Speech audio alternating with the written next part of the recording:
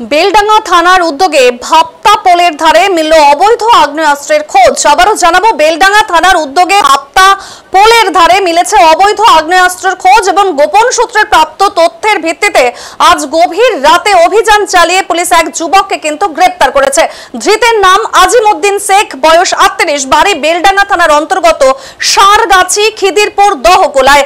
Police সূত্রে জানা গেছে রাত প্রায় 2টো নাগাদ কিন্তু এই ভাপ্তা পোলের ধারে আগ্নেয়াস্ত্র সহ তাকে গ্রেপ্তার করা হয়েছে। তার কাছ থেকে উদ্ধার হয়েছে 3টি ওয়ান শাটার, 2টো 7.65 mm পিস্তল ও 3টি গুলি। আর এই বিষয়ে বেলডাঙ্গার এসডিপিও উত্তম গড়াই জানিয়েছেন, অতীতেও কিন্তু অপরাধমূলক কাজের সাথে যুক্ত ছিল এই অভিযুক্ত। গোপন সূত্রে খবর পেয়ে তল্লাশি চালানো হয়েছে এবং অভিযানে আগ্নেয়াস্ত্র উদ্ধার করা সম্ভব হয়েছে। তদন্তে আরো অস্ত্র উদ্ধারের কিন্তু সম্ভাবনা থাকছে। ধৃতকে বৃহস্পতিবার বহরমপুর আদালতে তোলা হয়। তদন্তের স্বার্থে 7 দিনের জন্য পুলিশ হেফাজতের আবেদন জানানো হয়েছে বলে পুলিশ সূত্রের খবর।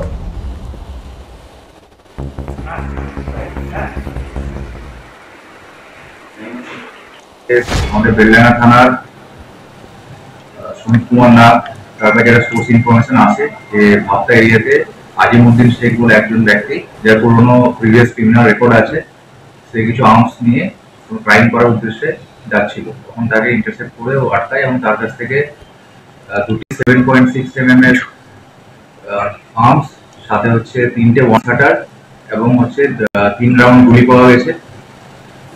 আমরা কালকে রাতেই তাকে অ্যারেস্ট করি। অ্যারেস্ট করার পর আমরা অস্ত্র আইনে মামলা রিজু করা হয়েছে এবং আজকে তাকে কোর্টে পাঠানো হচ্ছে এবং আমরা 7 দিনের রিমান্ড পেয়ার দেওয়া হবে এবং এর সাথে কারা কারা ইনভলভ আছে সেটা আমরা খতিয়ে দেখব।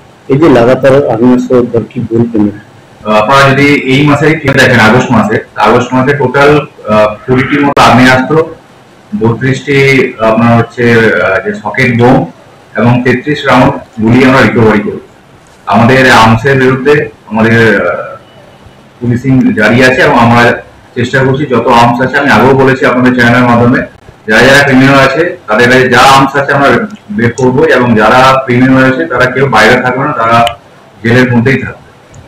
এগুলো অ্যাকচুয়ালি আর্মসগুলো আপনারা ভিজুয়াল নিয়েছেন, আপনারা দেখেছেন আর্মসগুলো পুরোনো আর্মস আছে, এদের কাছে এগুলো ছিল। আমরা চেষ্টা করছি এই ট্রেস মানে আর্মসগুলো আসছে থেকে এই রুটটা আইডেন্টিফাই করার।